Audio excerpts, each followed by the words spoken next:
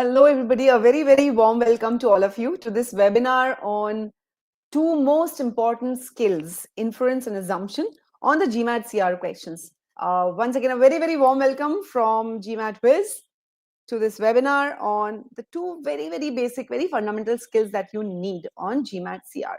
What are we going to learn today? Let me quickly set the pace. Now, as I said already earlier, that two most important skills that we need for any kind of CR question or even for RCs is how to draw inferences even while you're reading the stimulus.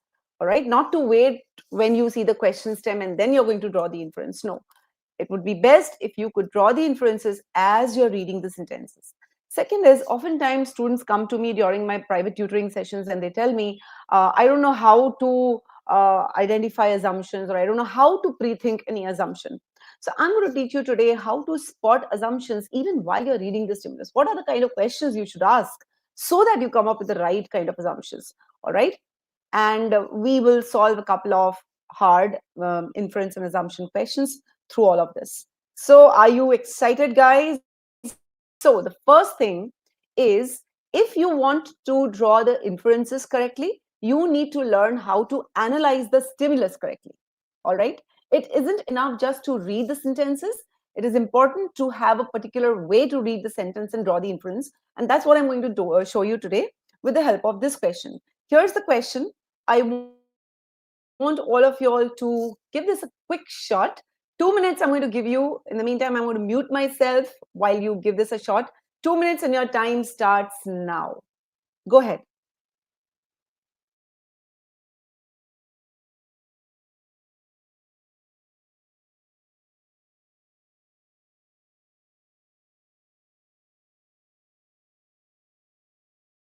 For those of you who've just joined, quickly solve this question so that I can show you how to solve the inference questions properly, how to draw the inferences.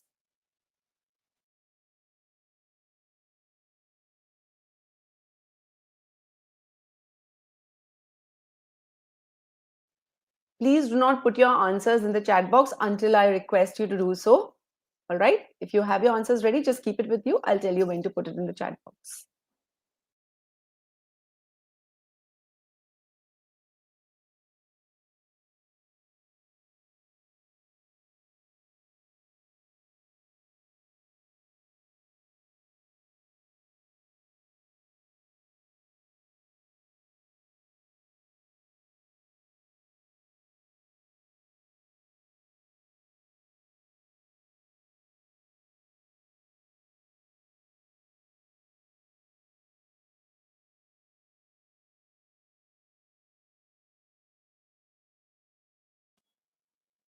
Thirty seconds gone.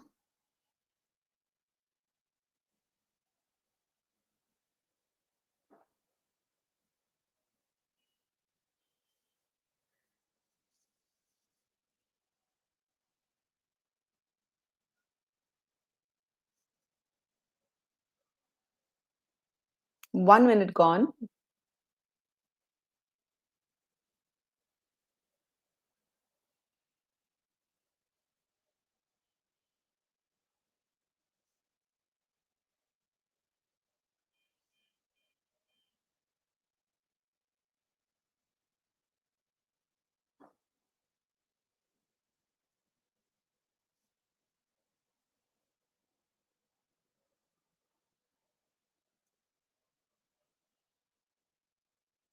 Thirty seconds left. Please do not put your answers right now. I will give you the time. I'll tell you when to put in your answers.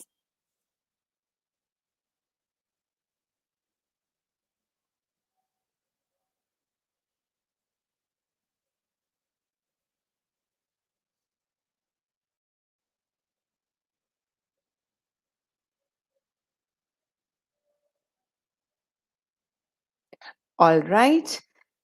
2 minutes are up and you can start putting in your answers in the chat box. Go ahead. Now remember, let me just remind you once more that the objective of this session is to learn how to draw the inferences correctly, okay?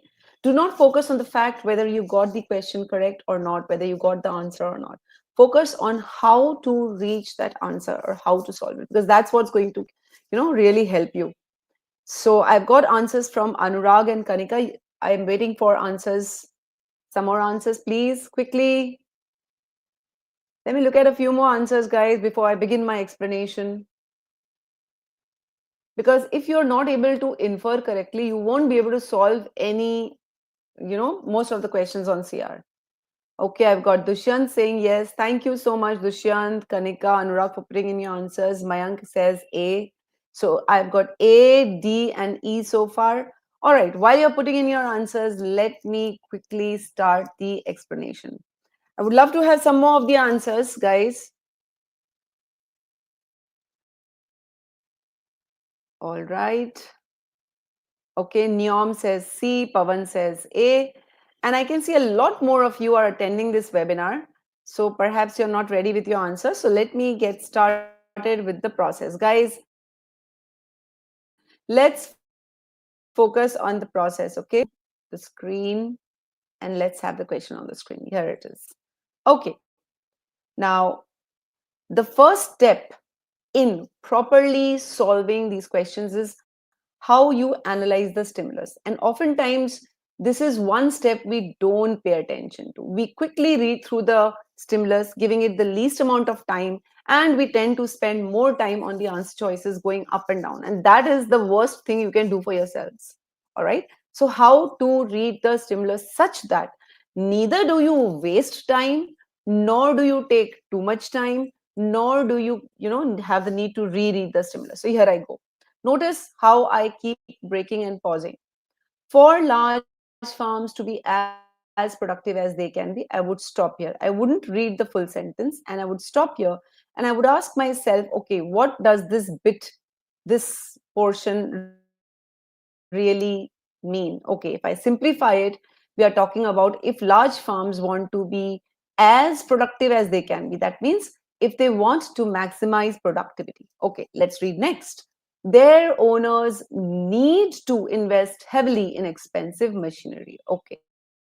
So now I have it that there is a necessary condition which needs to be fulfilled if these large farm owners want to maximize productivity. That's what I have simplified. And now here comes the part where I want to learn to draw inferences, right? So, what can I infer from this statement? If the statement is saying, in order to achieve maximum production, a lot of money has to be invested, what it means is if I do not invest money in expensive machinery, productivity cannot be maximized. So, see how I broke down the first sentence into two parts. This is sentence one. I broke it into two parts, simplified it, understood it, and I tried to draw the inference as I read it. How was I able to draw this inference? I focused on the language. As productive as they can be, need to ensure which, if not fulfilled, will not lead to the expected result. All right. I hope this is clear. Now let's move forward to the next sentence.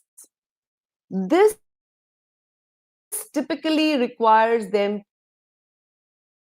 to go into considerable debt. Machinery investment. Typically, word tells me that we are looking at common scenario, general scenario.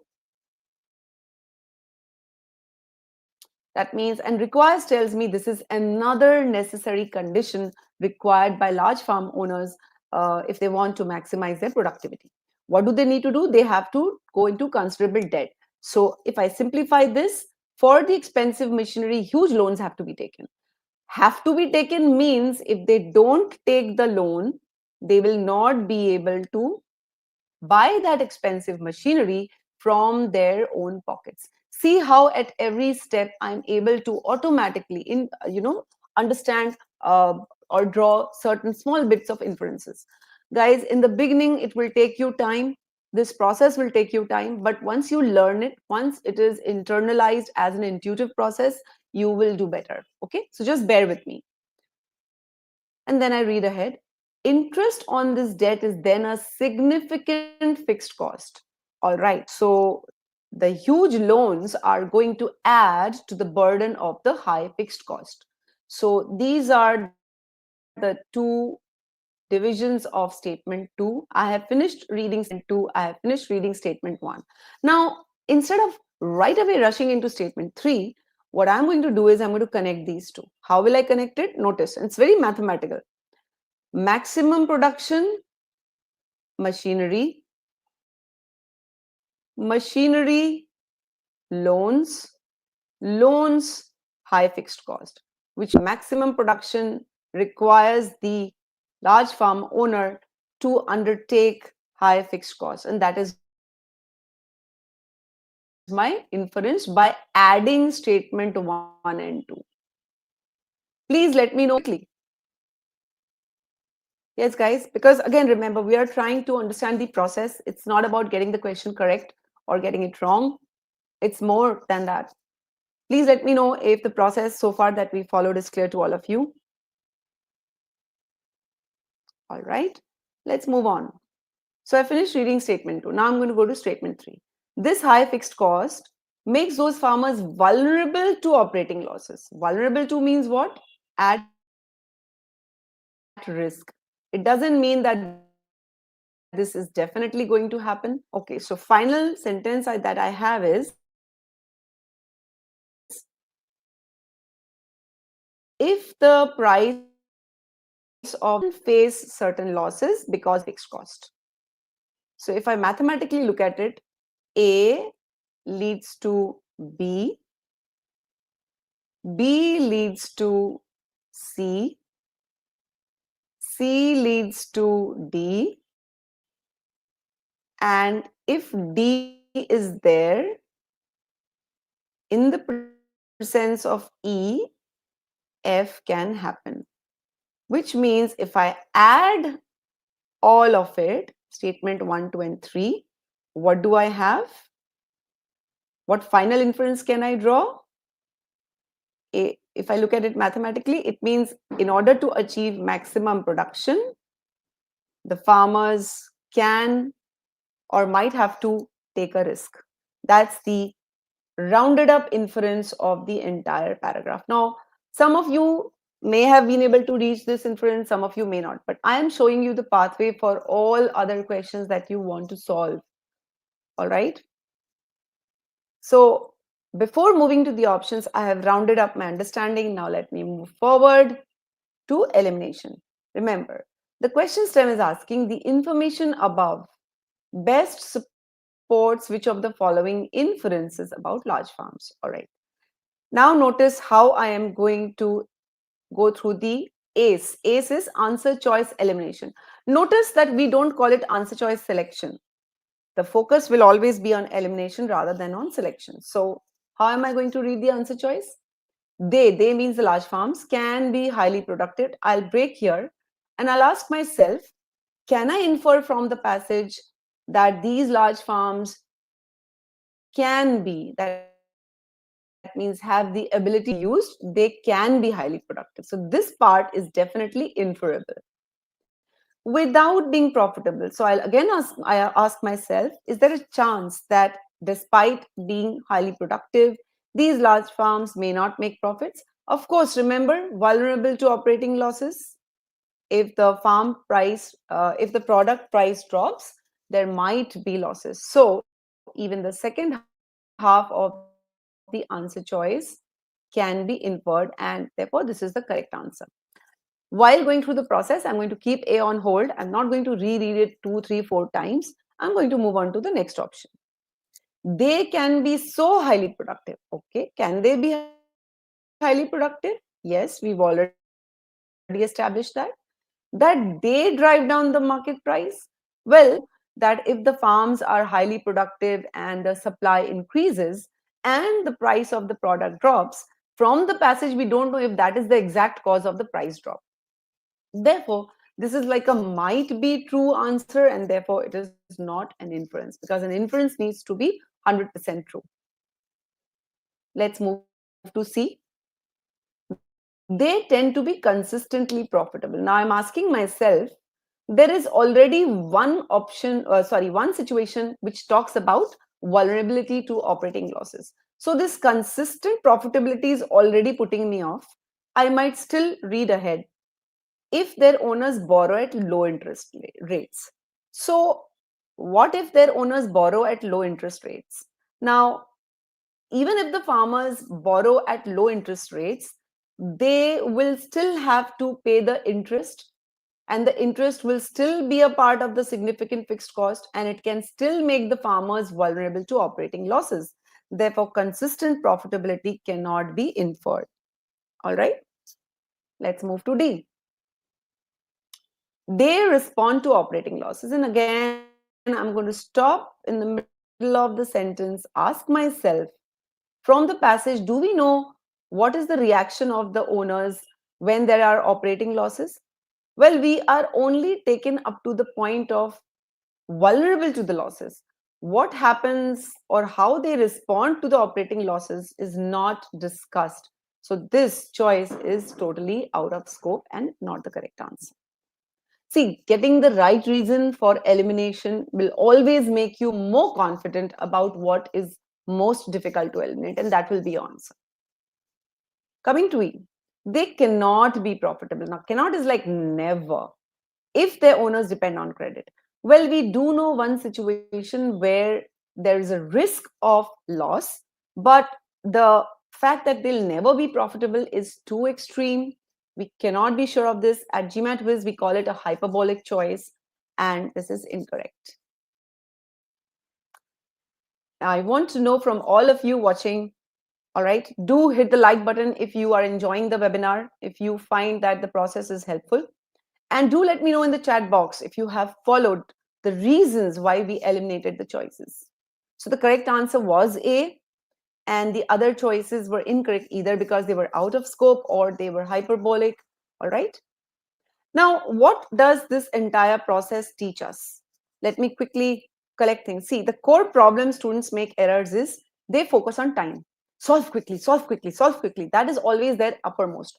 While I do understand that it is a time limited exam, you have to attempt 23 questions in 45 minutes flat. It does not mean that you focus on time. Focus on the process. First, set up the process. If your process is correct, automatically you will not take extra time. You will not waste time. If your process is all over the place, you will keep groping here and there. And this is what I stress on during my private tutoring sessions with the students. Here are a few a few results of my students, recent students, and you can see the debrief of these students on YouTube as well. For them, following the correct approach was a game changer. I mean, let's talk about Naman. So Naman improved his verbal from a 78 when he came to me to an 85. And especially remarkable is look at his percentile jump in CR. I mean, look at that. And the game changer, if you follow his interview on the YouTube, if you search for Naman Shukla, GMATWhiz, you will get his interview. You will realize that he followed the approach, like, for word, whatever I told him to do, he focused on changing his reading methodologies, where he paused, what he understood, how he inferred, and it was a game changer for him, not just in CR but also in RC. Then I have Srikar. Okay, Srikar, he improved a verbals from a verbal 78 to an 86. All right, and again, in this case, the overall verbal percentile jump was 37 to 97 percentile. I think I remember his CR improved to a 91st percentile from somewhere in the 40s. And again, the game changer was how to read the sentences correctly, how to break them down, how to connect, how to correlate, and how to draw inferences. And then I have Rajat Dashrath, again from a verbal 79 to a verbal 85. Whopping improvement there again. And same thing. All right. So you see, and these are all recent improvements. You can see the debrief of all three on YouTube if you want to learn in depth about what they did with me. You can learn about that. But remember that the game changer is a very small thing, a very, very small thing, and that is read properly. So let's not waste more time. Here's another inference question for all of you to bite your teeth into. Let's get going. This time I'm going to give you um, 2.5 minutes. Okay, your time starts now. Let me mute myself in the meantime.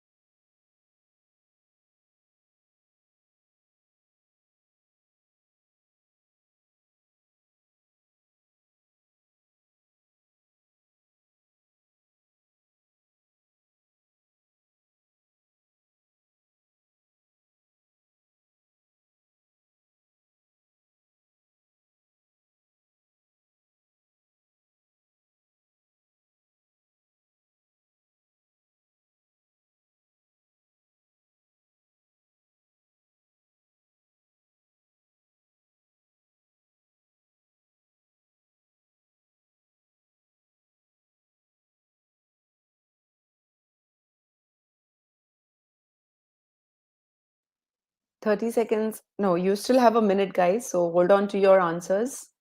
One more minute is there.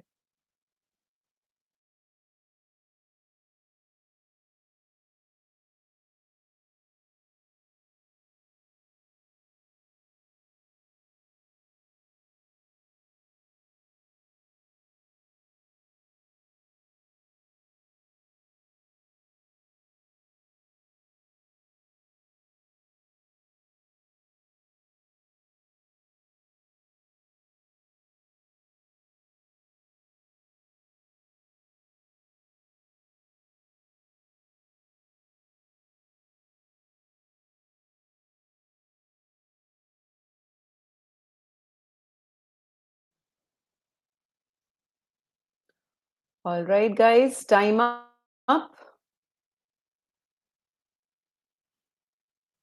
So you can now start putting your answers in the chat box. Now, this question is a tad bit harder than the previous one. And I really want more of you to put in your answers. Come on, guys, join in the fun. So I have Manisha, Anurag, RG, Neom, all gunning for B. Siddharth says it's D. Okay. All right. Once again, we are going to focus on the process. Trust me, guys, I can guarantee you if you follow the process that I am talking about to the T, you will improve your score.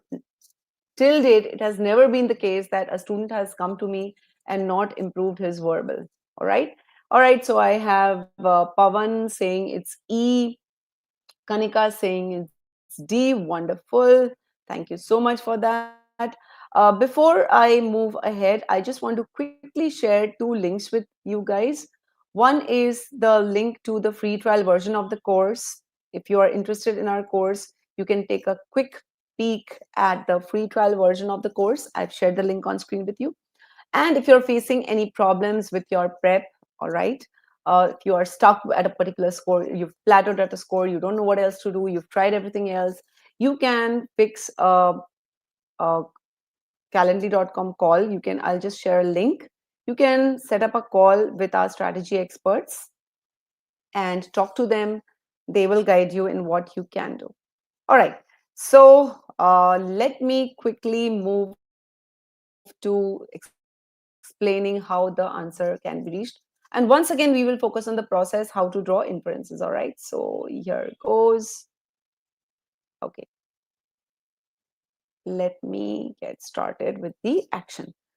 Once again, the first step is to analyze the stimulus correctly, and while analyzing the stimulus, to keep drawing the inference as much as possible. All right, let's get started.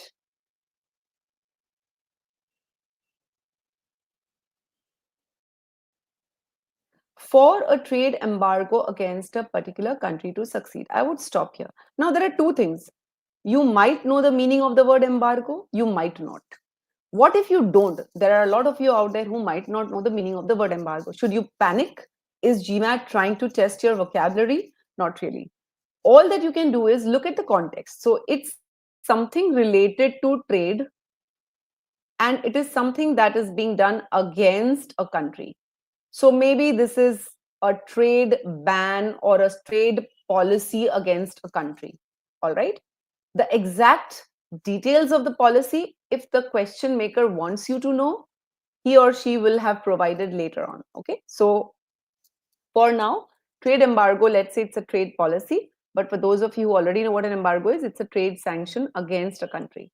So for this trade embargo, let's call it TE for short. For this to succeed, a high degree of both. Okay, there are two things: international accord and ability to prevent goods from entering and leaving that country must be sustained. All right. Now I'm going to stop here and put my thoughts together. So that it seems there are two things that are necessary for the success of the embargo. One is international accord, means international agreement. Probably a huge number of countries must agree to this trade embargo, and there should be the ability to prevent goods from moving in and out of that country, which means import and export, international trade with that country must be stopped. Now, necessary conditions means what? If these two or any one of them is not fulfilled, then the embargo won't succeed.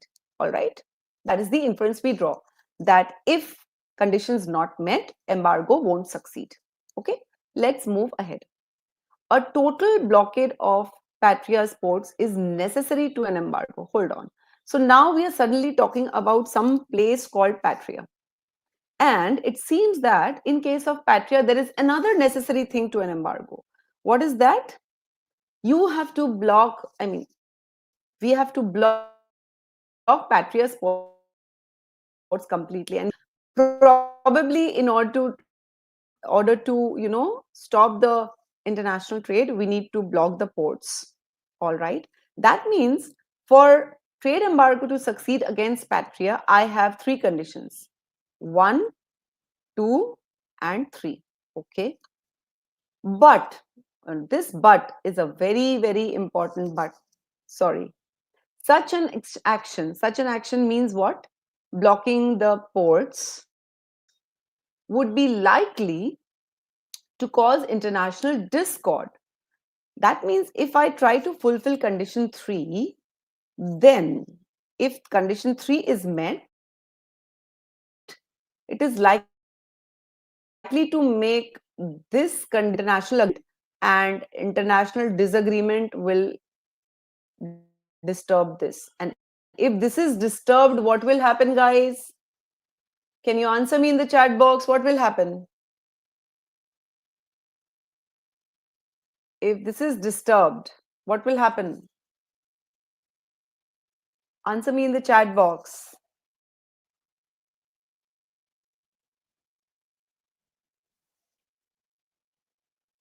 Very good.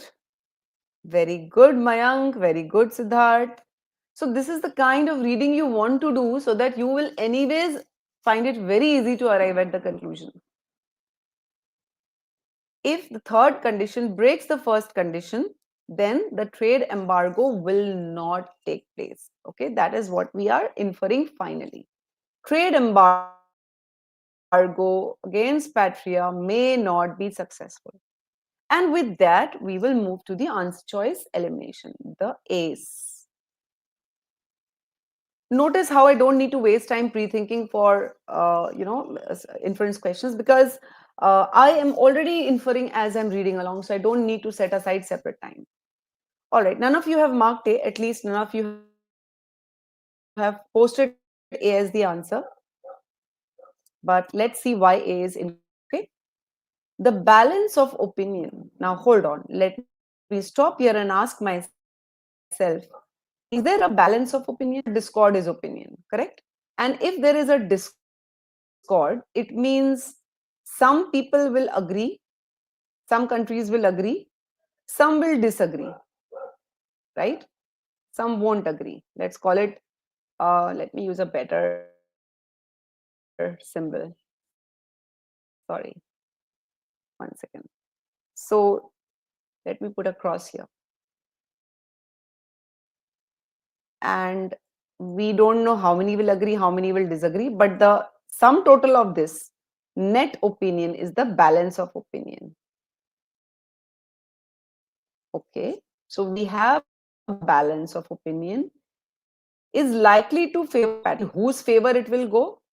No, we don't know, because we don't know the degree of discord. Like, we don't know how many countries agree and how many disagree. If more countries disagree, then the result will favor Patria or not. If more agree, will it favor Patria or not? So we don't know that, and therefore we cannot conclude whether the overall opinion is going to be in favor of Patria or not. So this is out. A lot of you marked B. Now let's see whether B is the correct answer or not. See, we were discussing three necessary conditions, right? One necessary, there were two necessary conditions here. It said we definitely need international accord, we need to prevent goods from entering or leaving, and we need to block Patria's ports.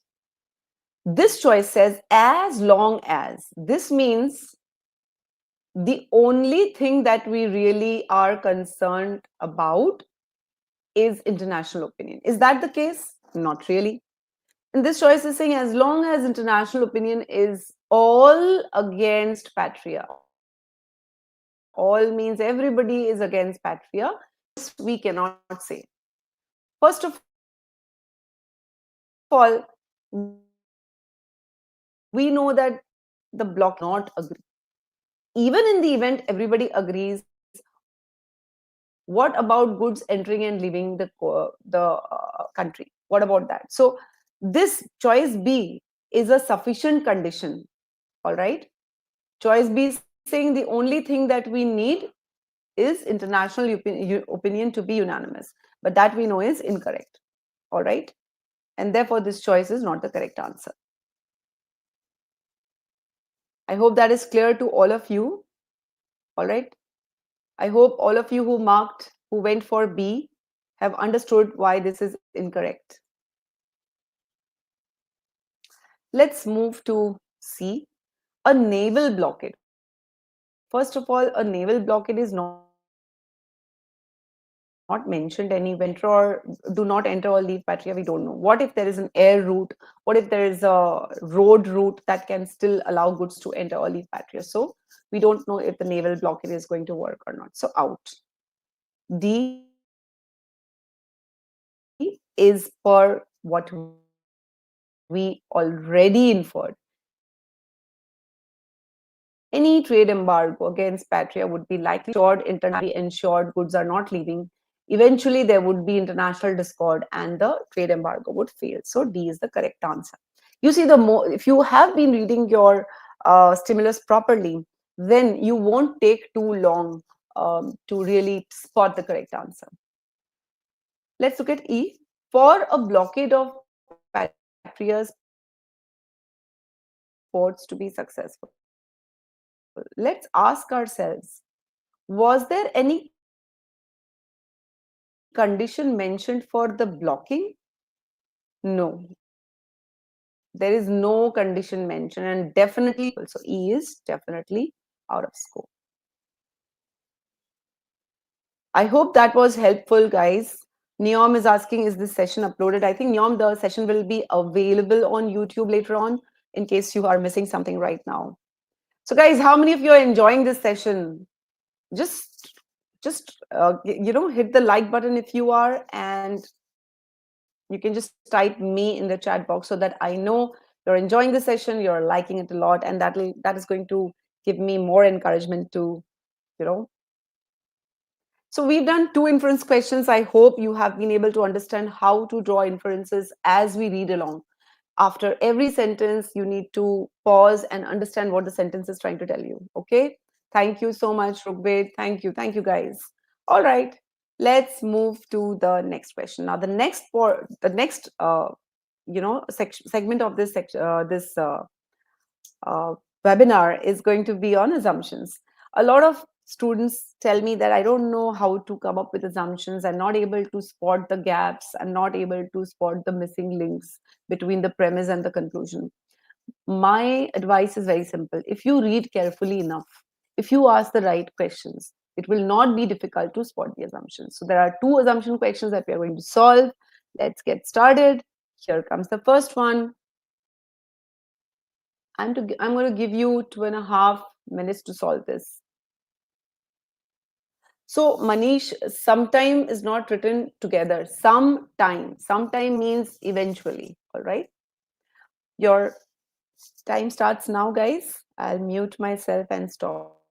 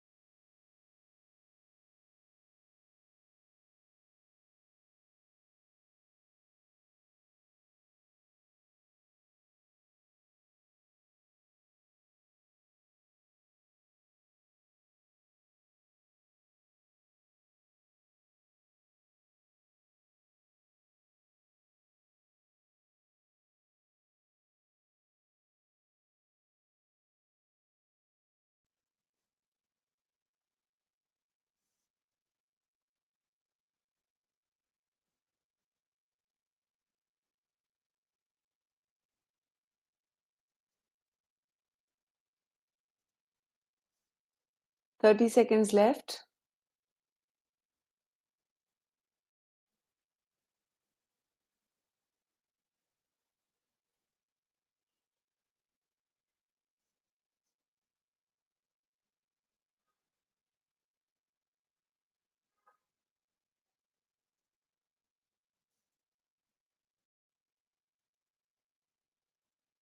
All right, guys, time up. Please start putting in your answers. So I have Manish saying it's B. Rugbet says it's E. Yes, some more answers would be helpful. And once again, let me remind you that what we are going to discuss while discussing this question is how to spot the missing pieces of information, which are eventually the assumptions, how to spot those missing links, and what are the kind of questions you need to ask yourself so that you reach the correct answer. All right, I've got a lot of you opting for E. Okay, let's see what is the correct answer. Hmm. As usual, I'm going to start with my analyzing the stimulus correctly. So researchers have found something, all right, that when, okay, so researchers have found when these very overweight people, one second. So when very overweight people who tend to have relatively low metabolic rates, that means their MR is generally low, these very overweight people, let's call them VOP, very overweight people, lose weight primarily through dieting. So when VOP lose weight mainly through dieting, their metabolism, that means the MR, remains the same. Remains the same means remains low. So that is one piece of information, that whatever they do, their weight might come down from 100 to 60, but their metabolic rate remains the same. All right, simplified. They will thus, now this thus is very important. Thus means because of the fact that metabolic rate remains unchanged, that is why they will burn significantly fewer calories at the new weight. So at 100, the calories that they were burning, that will be way more. At 60 kilos, the calories that they'll be burning will be way less than do people whose weight is normally at that level. So a normal 60 kilo people and a person who has come down to 60 kilos, there will be a gap of how many calories each of them burns. Now notice how we are talking about how many calories are burned. But at this time, you could ask yourself, do we know how many calories they are eating? We don't. So this is how you could look at gaps. I'll also talk about this later on. Don't worry. So all right, we are told that at the new weight, they are burning fewer calories at normal people. Such newly thin persons, so we are now talking about people will therefore ultimately regain body size matches their metabolic rate. So their metabolic rate, let's say, was XY at the beginning, and because it in order to match that metabolic rate. So eventually what we are concluding is people who have lost weight will put back that weight again. All right. And we have to find the assumption behind this conclusion. Now, an assumption is a necessary condition that has to be fulfilled for your conclusion to be true. So all that you need to do is you need to fix the scope. This is a very important step. What is the scope? You are now searching for this information that shows how or why people who lost weight will put on weight again. Okay, so what are the questions to ask? How or why? Here it is. Let's ask ourselves. Now, here it's given, for example, here they are telling us the newly thin people will burn fewer calories. But do we know how many calories they will eat? So you ask, do we know how much they eat before they put on the weight, right? We know that they lost weight through dieting, primarily through dieting. What if they continue to diet, or what if they start exercising to maintain the lost weight? Then will they put on the weight? No. So these are the kind of questions we can ask. All right. And we can come up with answers. For example, if it is not given to us how much they eat, and if they eat fewer calories, they won't gain calories after losing weight. They will maybe stop their diet. And again, we have to assume that they are not going to say do anything else, exercise or some such thing to maintain the lost weight. And this is the way we can come up with assumptions by asking the right kind of questions. Is this clear, guys? And see, it's common sense. Why would anybody regain weight? Okay, one of the common things that comes to our mind is they'll eat more. So you can build on that. Okay, ask the right questions to get the right answers. All right, let's move ahead. With this understanding, okay, let's go through the options. The metabolisms of people who are usually not overweight. Now, people, we are not concerned with these people, are we? We are concerned with newly thin people putting on the weight again. And this choice says that the metabolism of people who are not overweight is able to vary more than the metabolisms of people who have been very overweight. And we already know people who have been very overweight, they have metabolisms that don't vary. So this choice is out of scope. It is a repetition of information that is already given, and this is therefore not any new information. It's out. So A is not the answer. Some of you have marked, given me B as the answer. The amount of calories that a person, now, which person is this? Is this a newly thin person, a normal person? We don't know. So, what a person usually burns, okay? We cannot use this information to say this information is very generic. It's about a person who is generally, at a normal weight, maybe a generic answer. So this is out of scope and therefore not the answer. C says researchers have not yet determined whether the metabolic rates of formerly overweight individuals can be induced accelerating chemical agents. Well, the whole paragraph passage is more about, not about whether their metabolic rate can be changed or not. That is not the concern of the argument. The concern of the argument, the conclusion is they will put on weight again. So how? So C is again irrelevant. D says because of the constancy of their metabolic rates. Whose constancy of metabolic rates? People who are at their usual weight. Over the exam, you can safely mark E without reading it, without justifying it, and just move to the next question. And that will happen only when you're confident about all the other choices. All right. If you still feel you want to read it, go ahead and read it. It says relatively few, which means very overweight people who have dieted down to a new weight. So this long part is talking about newly thin people continue to consume less calories. If very few continue to eat less, it means most newly thin people continue to eat more calories. And if they eat more, they will definitely gain weight. And E is therefore the correct answer. Hope this is clear, guys. Please let me know if this is clear so that we can move to the next question.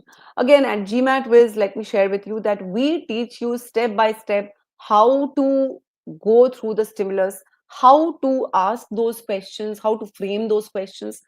And I've already mentioned earlier some of my students, for them, framing that question, asking those scopes actually help them to eliminate the incorrect choices. All right. So, what questions to ask, where to break down, where to pause, each and every step is going to be outlined for you in the course. And if you are looking to really work on your CR, you definitely need to find that one ingredient that's going to be the game changer. Okay, thank you guys thank you, Manish. I'm glad you liked the experience. In fact, I hope all of you who are out there listening to me, you are able to understand the logical way, the very simple way I'm going through the stimulus and the questions and the question stem and the answer choices. It has to be a very smooth flow. Then only you will be able to manage the time. Okay, without wasting any more of your time, let me bring up the next question. And I'm also going to show you a technique at the end of this question. So stay with me, guys. Mm, I'm going to mute myself and give you 2.5 minutes to solve this one. All right, get started.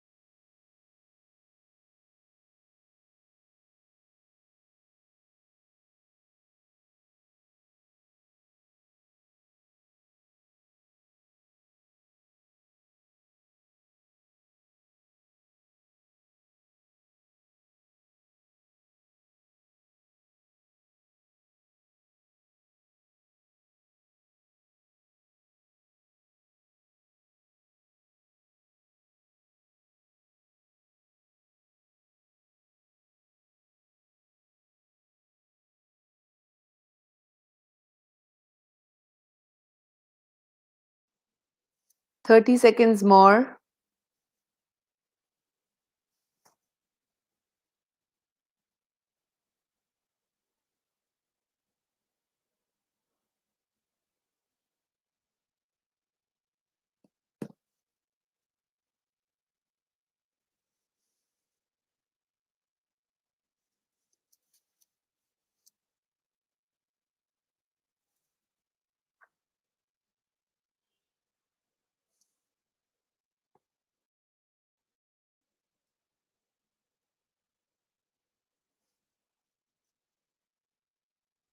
All right, time up. Thank you. Thank you, thank you, thank you for your answers here. So it seems it's a race between C and A, with some of you gunning for A, some of you gunning for C. And I'm sure most of you might have been confused between A and C. I'm going to show you a technique how to come out of that A and C quickly.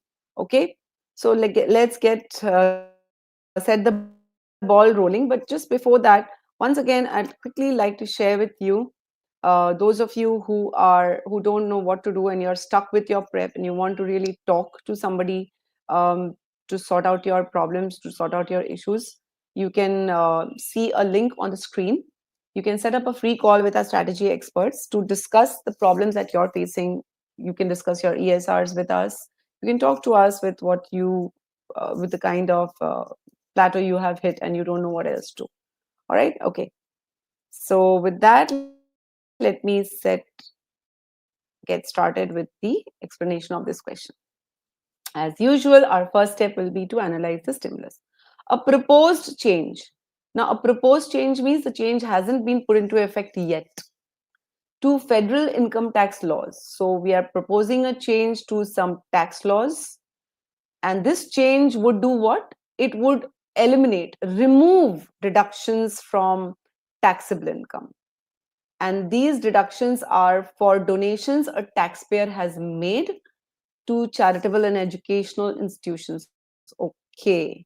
So, what I'm saying here is that if somebody donates money to charitable and educational institutions, earlier they were getting some deductions from their taxable income. Now they won't get that if this new changes are made, which makes me infer that maybe their taxable income will go up.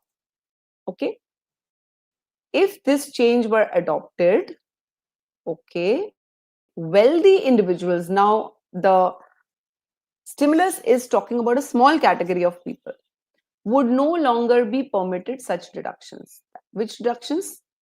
This deductions for donation. So we don't know whether wealthy individuals were donating money or not, but if they were, and if they don't, they won't be getting these deductions anymore. All right. Then what will happen?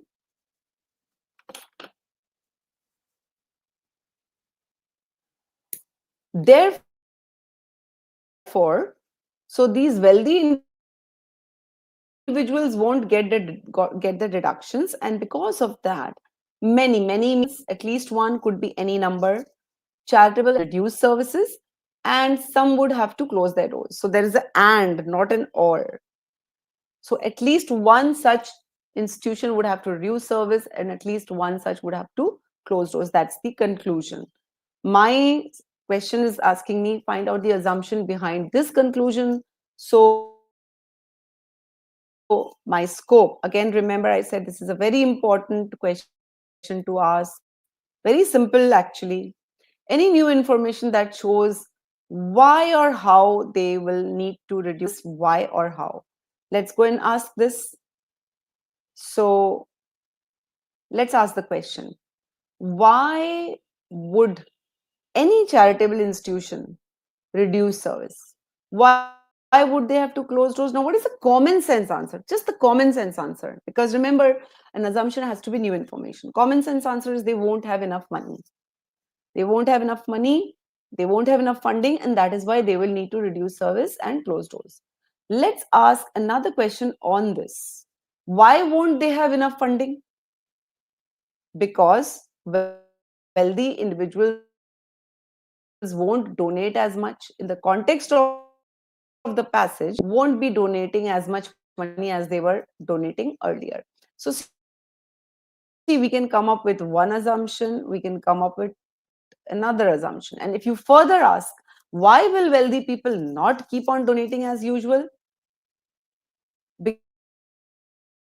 Because the wealthy people were donating to go all three levels. But this is just to show you what is the magic you can do by just putting a simple, why and how, simple why and how to this so many common sense answers. And using these answers, you can eliminate the incorrect choices. All right. I hope this is helpful. All right. Again, remember, the point here is not whether you got the question right or not. The point here is what is the technique that you should apply to be able to get to these kind of answers smoothly. So now that we have come up with three assumptions, let's go through the options and see, all right, which option can work here. So I'm going to keep the scope in, like, sometimes I advise during the private tutoring, I advise my students initially to maybe write down this why and how and keep it in front of them. And every time they are going through an option, to keep that why and how in mind. All right. So let's see. A says money contributed by individuals. Now, individuals, does it include wealthy individuals? Yes, it does. Who make their donations because of provision in the federal income tax laws. Now, this part tells us that these individuals will not give donations once the provisions are changed. So, this money provides the only source of funding for many of the charitable institutions, which means the funding will, the funding will stop. Just forgive this a moment. One second here. The funding will not reduce, it will stop. Just let me change this a little bit. Because if that is the only source of funding, funding will stop. And if funding stops, what will happen? Many of the institutions will have to close their doors. So I am going to keep this on hold because this is answering this question. The question was, why will the charitable institutions close doors? Because funding will stop. So A is on hold. Okay. B says the primary reason for not adopting the change. Are we bothered about what is the reason behind not adopting the change? No, because we are talking about a scenario when if the change were adopted. So I can kind of quickly rule out B. It is simply not within the scope. Let me clean up a little bit, guys.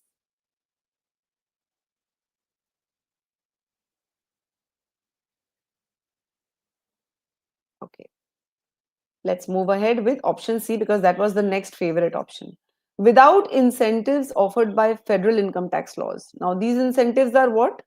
These incentives are these deductions, all right? At least some wealthy individuals would not donate as much money as they otherwise would have. This means the funding will reduce. If funding will reduce, does that answer this why and how? Yes, it does. Why and how they will reduce services if funding reduces. So both A and C are falling within the scope of the conclusion. That scope which we fixed. How to decide between A and C? I'm going to come to that. Let's look at D. Wealthy individuals who donate money to charitable and educational institutions are the only individuals who donate. Well, this choice doesn't tell us whether they would stop donating. It just tells us they are the only individuals who donate, which is good, fine. But will they stop donating once their deductions are, eliminated? This is something that the choice doesn't tell us, and therefore it is incorrect. Income tax laws should be changed to make donations the only permissible deductions. This is going in the opposite direction of the premise. The premise tells us we need to eliminate the deductions. E is saying we need to make the deductions the only permissible deductions. These donations to be the only permissible deductions. So this is out. Now, how to decide between A and C? Now, there is a very simple way of deciding between A and C. You ask yourself, is it necessary? Because remember, an assumption is a necessary condition. So you need to ask yourself, what is the minimum requirement? What is the minimum requirement?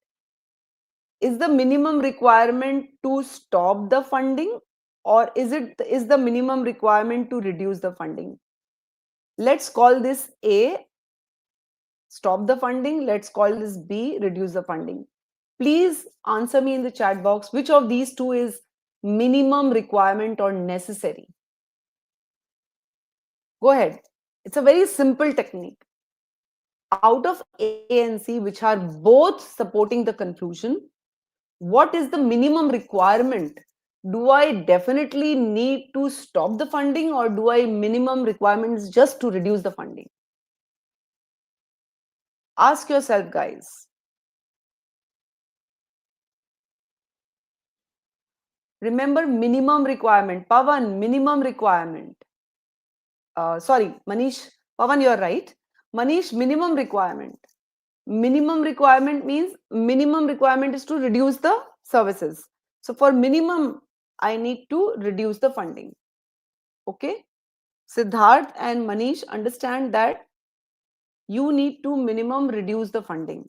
Sometimes the reduced funding can also make a charitable institution close their doors depending on how much of the funding is reduced. All right. So minimum requirement is reducing the funding.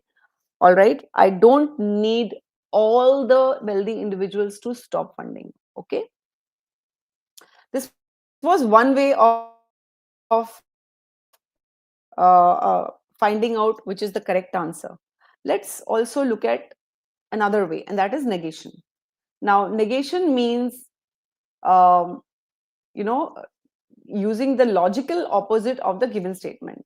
For example, um, let's look at A first. One second, just give me one moment, guys.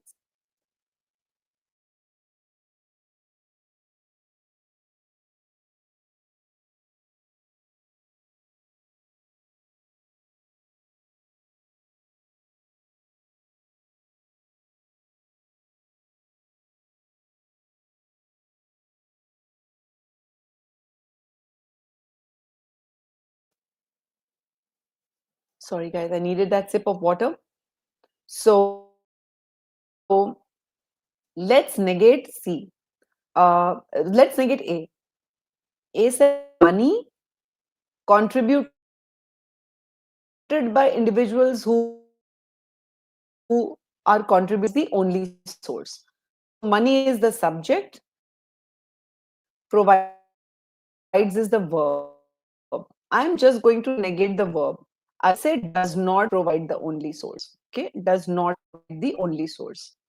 So if I we are saying wealthy individuals are not the only source of funding, which means let's say there are more sources of funding.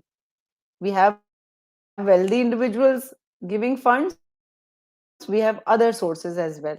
But if the wealthy individuals, what will happen to, the institution? They will still have to reduce service, because if they don't give the funds will still reduce. And if they still have to reduce the funding, your conclusions, if I negate A, right, my conclusion is not breaking down. Therefore, A is not a necessary condition. A is just a strengthener. It's not an assumption, and I can safely mark C.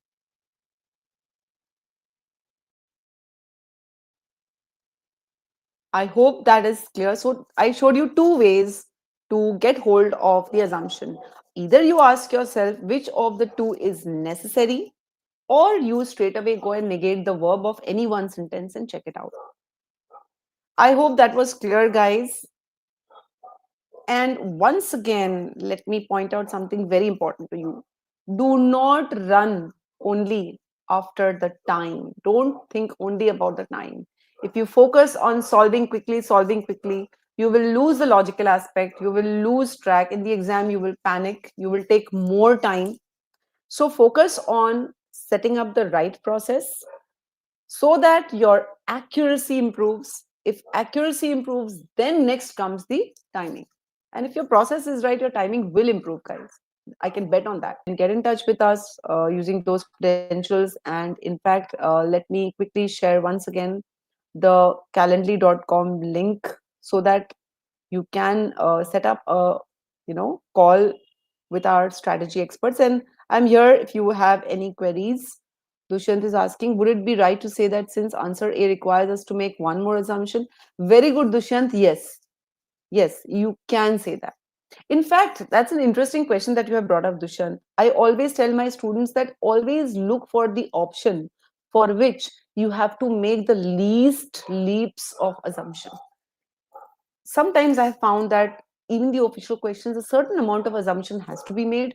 So you look for that option where the assumption that you need to make is the least, it's the smallest. So absolutely, you're right. So guys, I hope this entire session was really, really helpful.